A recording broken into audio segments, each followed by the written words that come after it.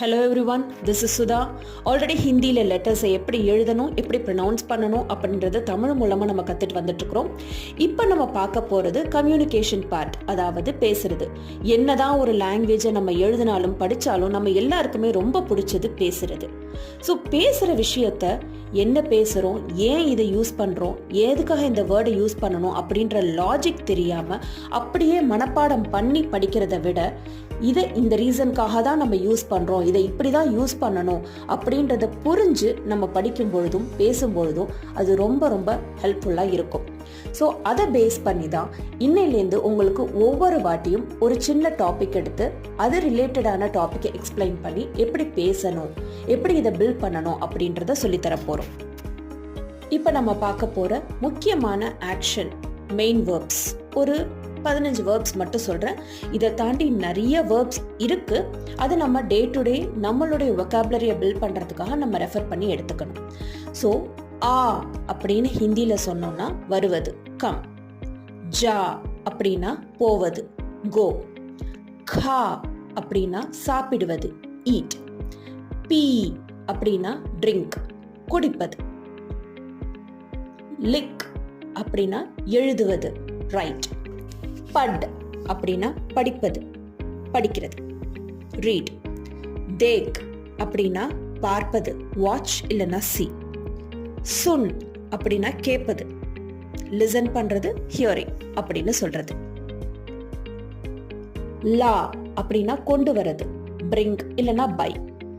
தே கொடுப்பது, கிவ். லே எடுத்துக்கொள்வது, டேக். கேல் விளையாடுவது, பிளே. கரீத் வாங்குவது, பை. பேச் செல் விற்பது. கர் டூயிங் செய்வது. ஸோ இந்த மாதிரி ஒரு 15 மெயின் வேர்ப்ஸ், ஆக்ஷன் வேர்ப்ஸை மட்டும் எடுத்திருக்கோம். இது எதுவுமே ஒருத்தங்களை வேலை வாங்குவதா கிடையாது, இது ஒரு பேஸ் ஃபார்ம் தான். ஸோ இதை வச்சு தான் நம்ம அடுத்த ஸ்டெப், அதாவது ஆர்டர் ஃபார்ம் அப்படின்னு சொன்னோம் இல்லையா, கமாண்ட், அது எப்படி பண்ணுறது அப்படின்றத பார்க்க போகிறோம். So action verbs, main verbs பார்த்துருக்குறோம். இப்போ இதை வச்சு ஒருத்தங்களை ஒரு வேலையை வாங்குறது, ஆர்டர் பண்ணும்போதோ இல்லை ரிக்வெஸ்ட் பண்ணுறதோ எப்படி பண்ணுறது அப்படின்றத பார்ப்போம். தமிழில் ஜென்ரலாக நம்ம என்ன பண்ணுவோம்னா, நம்மளை விட வயசில் சின்ன பசங்க இருக்கிறாங்க அப்படின்னாக்கா வாடா, போடா, சாப்பிடு, எழுது, தூங்கு அப்படின்னு சொல்லுவோம். அதுவே பெரியவங்களா இருந்தா உட்காருங்க, சாப்பிடுங்க, எழுந்துருங்க அப்படின்னு மரியாதையா சொல்லுவோம். அதே மாதிரி தான் ஹிந்தியிலையும் நம்மளை விட வயசுல சின்னவங்களா இருந்தா, அதுவும் ஒருத்தரை பத்தி மட்டும், ஒருத்தருக்கு மட்டும் நீங்க அந்த ஆர்டரை கொடுக்க போறீங்க அப்படின்னா, நம்ம இப்ப பார்த்த இந்த மெயின் வேர்ப்ஸ் இருக்கு இல்லையா, ஆ, ஜா, கா, இந்த மாதிரியான வேர்ப்ஸ் கூட ஓ அப்படின்ற சவுண்டை சேர்த்துக்கணும். ஸோ ஆ அப்படின்ற அந்த மெயின் வேர்ப் கூட ஓன்ற சவுண்டை சேர்க்கும் பொழுது ஆ ஓ. ஜா அந்த வேர்டு மெயின் வேர்ப் கூட ஓ அப்படின்ற சவுண்டை சேர்க்கும் போது ஜாவோ.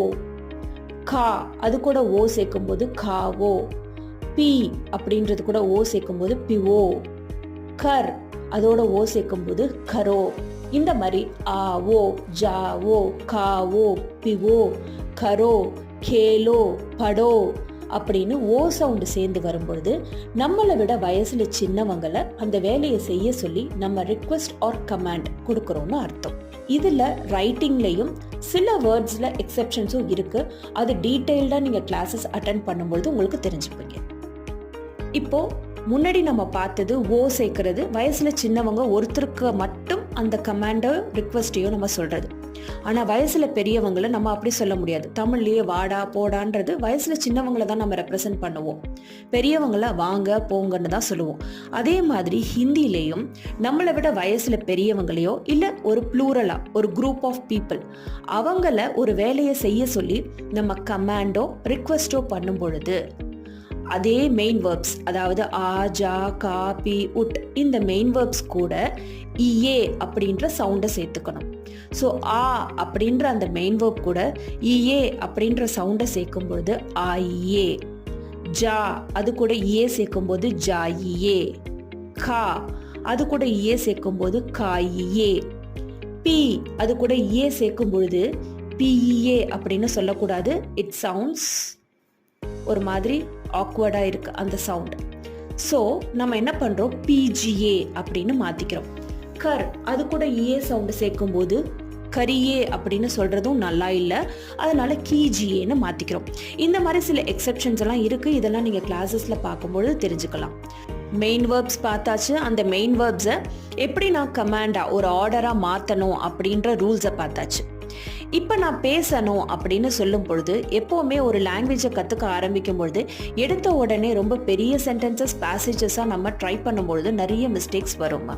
குழந்தைங்க எப்படி பேச ஆரம்பிக்கும் பொழுது ஃபஸ்ட்டு ஒரு வார்த்தையில் பேச ஆரம்பிப்பாங்க, அப்புறம் 2 வார்த்தை 3 வார்த்தைன்னு ஸ்டெப் பை ஸ்டெப் பில்ட் ஆகுதோ, அதே மாதிரி நம்ம எழுதும் பொழுதும் சரி பேசும் பொழுதும் சரி ஒரு புது லாங்குவேஜை ட்ரை பண்ணும் பொழுது அதுக்குன்னு ஒரு ஸ்ட்ரக்சர், ஒரு பிரமிட் இருக்குது. சி ஃபார் எக்ஸாம்பிள், முதல்ல பேசும்பொழுது ஒரே ஒரு வார்த்தையை மட்டும் யூஸ் பண்ணி பேசணும். நெக்ஸ்ட், அந்த வேலை, எழுது படி அப்படின்னு நம்ம சொல்றோம். ஸோ இது ஒரு வார்த்தையில நம்ம பேசுறது. செகண்ட், இந்த வார்த்தை எழுது படி அப்படின்ற வார்த்தையோட அந்த வேலையை யாரை நீங்க செய்ய வைக்கிறீங்க, செய்ய சொல்றீங்களோ அவங்க பேரை சேர்த்துக்கலாம். ராம் படி, சீதா எழுது அப்படின்னு 2 பேரா மாத்திப்போம். ஸோ அவங்க நேமை சொல்றோம், அடுத்தது அவங்க செய்ய வேண்டிய வேலையை சொல்றோம். மூணாவது, சென்டென்ஸை இன்னும் கொஞ்சம் பெருசாக்கும் பொழுது அந்த வேலையை யாரை செய்ய சொல்றீங்களோ அவங்க பேரை சொல்லிக்கலாம். அடுத்தது, அந்த வேலையை எப்படி செய்யணும், வேகமாக செய்யணுமா இல்லை இந்த டைம்ல செய்யணுமா, இதை யூஸ் பண்ணி செய்யணுமா அப்படின்னு எக்ஸ்ட்ராவா வேற ஏதாவது ஒரு ஆப்ஜெக்டோ ஒரு அட்ஜெக்டிவோ ஒரு டைமோ பிளேஸோ சேர்த்து அந்த இன்ஃபர்மேஷனை கொடுக்கணும். அடுத்தது, வேலையை சொல்லணும். ராம் சீக்கிரம் படி, சீதா தமிழ் எழுது. ஸோ இப்போ 3 வார்த்தையில் ஒரு சென்டென்ஸ் பில்ட் ஆகுது. இந்த மாதிரி ஒரு சென்டென்ஸை ஃப்ரேம் பண்ணும்பொழுது 1 வேர்டில், அதுக்கப்புறமா 2 வேர்ட்ஸ், அப்புறமா 3 வேர்ட்ஸ், இந்த மாதிரி ஸ்டெப் பை ஸ்டெப்பாக நம்ம பில்ட் பண்ண ஆரம்பிக்கணும். ஓகே, ஸோ ஒரு சென்டென்ஸை நம்ம எப்படி பில்ட் பண்ணணும் அப்படின்றத பார்த்துருக்கோம். அதை பேஸ் பண்ணி ஒரு எக்ஸாம்பிளில் நான் ஏற்கனவே சொல்லியிருக்கேன் இல்லையா, ஃபஸ்ட்டு ஒரே வார்த்தையில் சென்டென்ஸ் ஃப்ரேம் பண்ணுங்க. அடுத்தது, அது என்ன வேலையோ அந்த வேலையை யாரை செய்ய சொல்லியிருக்கீங்களோ அவங்க பேர். அடுத்தது, 3வது சென்டென்ஸ், அந்த வேலையை எப்போ செய்யணும், எப்படி செய்யணும், எங்கே செய்யணும்னு கொஞ்சம் டீட்டெயில்ஸ் எக்ஸ்ட்ராவாக ஆட் பண்ணி கொஞ்சம் பெருசாக சென்டென்சஸ் ஃப்ரேம் பண்ணணும். ஸோ அதை பேஸ் பண்ணி ஃபர்ஸ்ட் எக்ஸாம்பிள், வா அப்படின்னு தமிழில் ஒரு சென்டென்ஸ் சொல்கிறேன். இது ஒரே வார்த்தை தான். இதை நான் ஹிந்தியில் சொல்லும்போது வயசில் சின்னவங்க இல்லையா, அதனால மெயின் வேர்ப் கூட ஓ சேர்த்து ஓ அப்படின்னு சொல்கிறேன். இப்போ 2வது சென்டென்ஸ் இன்னும் கொஞ்சம் பெருசாக்குறேன். யாரை வர சொல்கிறேன், ராம், ராம் வா. இப்போ 2 வார்த்தை வந்திருக்கு. இதை நான் தமிழ்லேருந்து ஹிந்திக்கு டிரான்ஸ்லேட் பண்ணும்பொழுது அப்படியே வார்த்தைக்கு வார்த்தை நீங்கள் டிரான்ஸ்லேட் பண்ணுறப்போ கிராமட்டிக்கல் மிஸ்டேக்ஸ் 99% உங்களுக்கு வராது. ஆனால் இங்கிலீஷ்லேருந்து டிரான்ஸ்லேட் பண்ணும் பொழுது உங்களுக்கு சென்டென்ஸ் பேட்டர்ன் எது ஃபர்ஸ்ட் வரணும் எது செகண்ட் வரணுன்றது நல்லா தெரிஞ்சாதான் கிராமட்டிக்கல் மிஸ்டேக்ஸ் அவாய்ட் பண்ண முடியும். அதனால எப்போவுமே தமிழ்லேருந்து ஹிந்திக்கு டிரான்ஸ்லேட் பண்ணுங்க, ரொம்ப ஈஸியாகவும் இருக்கும், மிஸ்டேக்ஸும் கம்மியாக இருக்கும். ஸோ செகண்ட் சென்டென்ஸ், ராம் வா. அப்போ ராம் வான்றப்போ ஆவோ, 2 வேர்ட்ல ஒரு சென்டென்ஸ். 3வது, ராம் சீக்கிரம் வா. ஸோ அவன் எப்படி வரணும் அப்படின்றத சொல்ற சென்டென்ஸ். ராம் ஜல்தி ஆவோ. எங்க வரணும் அப்படின்னு சொல்றது, ராம் வீட்டுக்கு வா. ராம் கர் ஆவோ. எத்தனை மணிக்கு வரணும், ராம் 5 மணிக்கு வா. ராம் 5 பஜே ஆவோ.